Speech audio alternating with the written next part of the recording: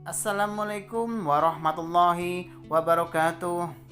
Apa kabar semuanya para penikmat channel Tobat 100% yang saya cintai dan selalu dimuliakan oleh Allah Subhanahu wa taala. Pastinya saya selalu mendoakan kalian semua semoga panjang umur, sehat sekeluarga, banyak rezeki, dijauhkan dari segala bentuk musibah dan diberkahi hidupnya oleh Allah Subhanahu wa taala. Amin amin ya rabbal alamin. Pada kesempatan kali ini saya akan menjelaskan mengenai kenapa semua putra Nabi Muhammad wafat saat masih kecil. Begini penjelasan tentang Habib dan keturunannya. Namun sebelum saya membahasnya, alangkah baiknya kalian terlebih dahulu mendukung channel Tobat 100% ini agar tidak ketinggalan mengenai informasi amalan-amalan, zikir, wirid, doa-doa serta tentang keislaman berdasarkan ajaran Rasulullah SAW dengan cara tekan tombol seperti berikut ini.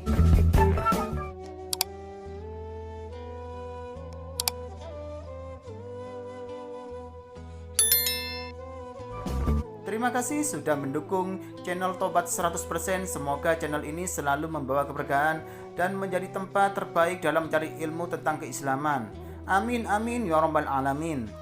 Kenapa semua putra Nabi Muhammad wafat saat masih kecil? Begini penjelasan tentang Habib dan keturunannya.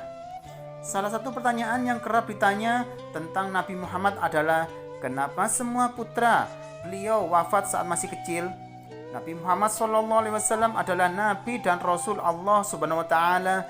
Tidak ada satupun Nabi dan Rasul yang diutus beliau wafat. Namun selalu saja ada fenomena orang yang mengaku sebagai Nabi dan Rasul dengan mengaku Islam. Klaim demikian tentu sangatlah tidak dibenarkan di dalam agama Islam. Rasulullah SAW adalah penutup dari segala nabi dan rasul. Ayat Al-Quran menegaskan, "Hai Muhammad, itu sekali-kali bukanlah bapak dari seorang laki-laki di antara kamu, tetapi dia adalah Rasulullah dan penutup nabi-nabi, dan adalah Allah Maha mengetahui segala sesuatu." Quran Surat Al-Ahzab ayat 40-48. Muhammad itu tidak lain hanyalah seorang rasul. Sungguh telah berlalu sebelumnya beberapa orang rasul. Quran Surat Ali Imran ayat 144. Dan tanda-tandanya sebagai seorang nabi dan rasul adalah seorang anak yatim senantiasa dilindungi awam, perkataannya selalu baik dan dipuji orang. Dan para ahli bahasa memberikan makna terhadap kalimat utama dalam surah Al-Ahzab ayat 40 itu dengan memastikan dan menolak sesuatu. Al-Quran menyebut Nabi Muhammad SAW sebagai Khotaman Nabiyyin, artinya pasti dan tidak ragu bahwa beliau Nabi terakhir, dan menolak orang yang mengaku Nabi di kemudian hari. Menurut para mufasir ada 3 tafsiran tentang kata Khotaman Nabiyyin tersebut.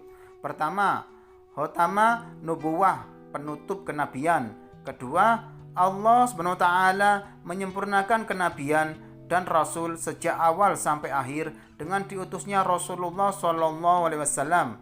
Ketiga, Nabi Muhammad SAW paling akhir di antara para Nabi Allah yang diutus. Hal ini diketahui bahwa putra Nabi Muhammad SAW yang berjumlah 3 orang tidak ada satupun yang hidup sampai dewasa. Artinya 3 putra dari keseluruhan 7 keturunan Rasulullah SAW meninggal dunia saat usia masih kecil.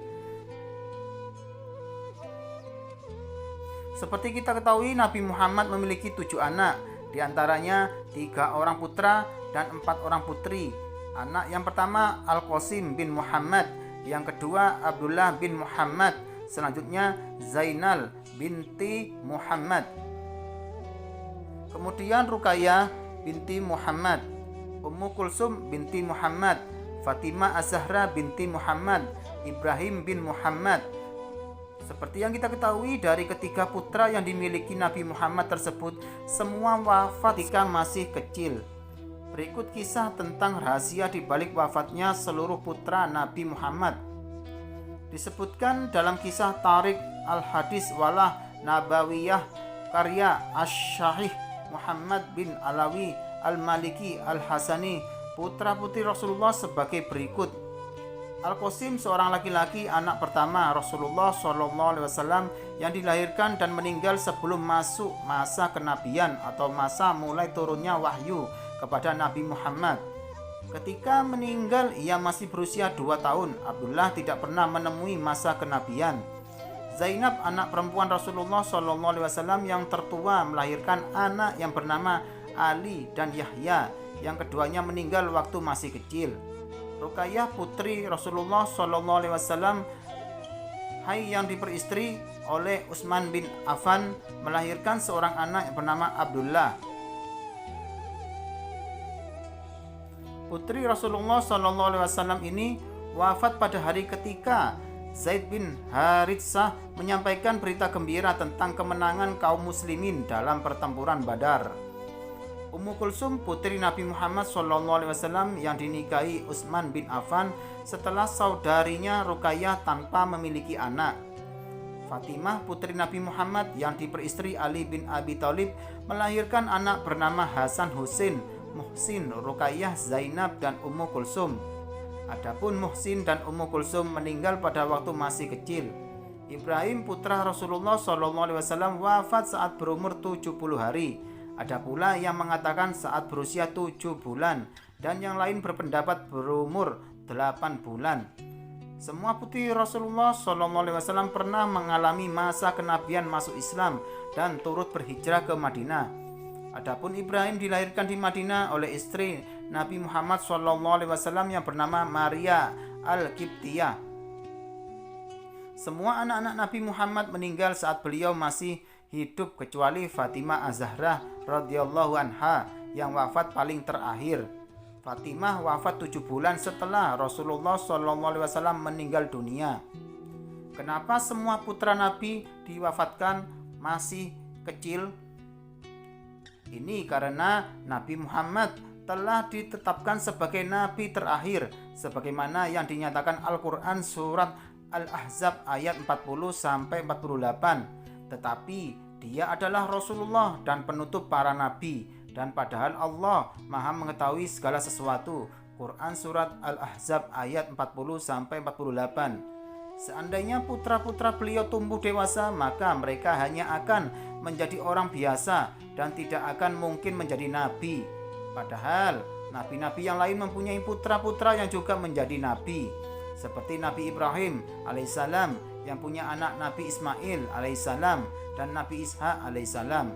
Nabi Yakub alaihissalam punya anak Nabi Yusuf alaihissalam. Nabi Daud alaihissalam punya anak Nabi Sulaiman alaihissalam. Untuk itulah Allah mewafatkan putra-putra Rasulullah SAW agar kehormatan dan keutamaan beliau sebagai pemimpin atau penghulu para nabi dan rasul atau Sayyidul Anbiya wal Mursalin tetap terjaga. Kemudian keturunan Rasulullah SAW diteruskan anak perempuan beliau, namun perempuan tidak pernah menjadi nabi. Dengan demikian, nazab keturunan Nabi Muhammad SAW yang dikenal dengan Habib merupakan garis keturunan melalui jalur putri Nabi, yaitu Siti Fatimah Az-Zahra radhiyallahu anha. Apa hikmah atau rahasia di balik diwafatkannya putra Rasulullah sejak usia kecil bahkan belum balik? Terdapat penjelasan dari salah satu sahabat sekaligus saudara beliau, yaitu Ibnu Abbas radhiyallahu anhu, mengenai hikmah atau rahasia di balik diwafatkannya putra Nabi Muhammad SAW. Sayyidina Ibnu Abbas menjelaskan tafsiran surat Al-Ahzab ayat 40, di mana ayat tersebut seolah-olah Allah berkehendak dengan firman-Nya, kalaulah Allah tidak menutup nabi-nabi dengan kenabian Nabi Muhammad SAW, seakan-akan Allah berfirman, pasti aku jadikan seorang nabi di antara anaknya. Tetapi Allah SWT Maha mengetahui terhadap segala sesuatunya. Kenapa tidak menjadikan salah satu anak Nabi Muhammad SAW sebagai nabi dan rasul? Itu karena memang Allah berkehendak Nabi Muhammad SAW sebagai nabi terakhir, merupakan salah satu logika yang digunakan oleh Ibnu Abbas, yaitu ketika anak nabi yang laki-laki tidak meninggal, maka tidak mustahil suatu saat ada orang yang akan mendewakan salah satunya dan mengangkatnya sebagai nabi. Tetapi Allah SWT tidak menjadikannya satupun sampai dewasa. Hikmahnya yaitu Nabi Muhammad SAW adalah Nabi penutup, maka kita harus mencintainya dan mencintai apa yang dicintainya. Yang dicintai oleh Nabi Muhammad SAW adalah anak dan cucu keturunannya. Oleh karena itu, ikutilah dan sayangilah keturunan Nabi yang ma'ruf dan ahli sunnah. Demikianlah penjelasan dari saya yang diambil dari berbagai sumber terpercaya. Apabila ada salah kata penjelasan, saya mohon yang sebesar-besarnya mohon dimaafkan, karena kesempurnaan hanya milik Allah SWT. Sekian, terima kasih, semoga bermanfaat untuk kita semua ke depannya dan semakin menambah keimanan kepada Allah SWT dan semakin banyak memperbanyak zikir dan istighfar. Amin amin ya rabbal alamin. Wassalamualaikum warahmatullahi wabarakatuh.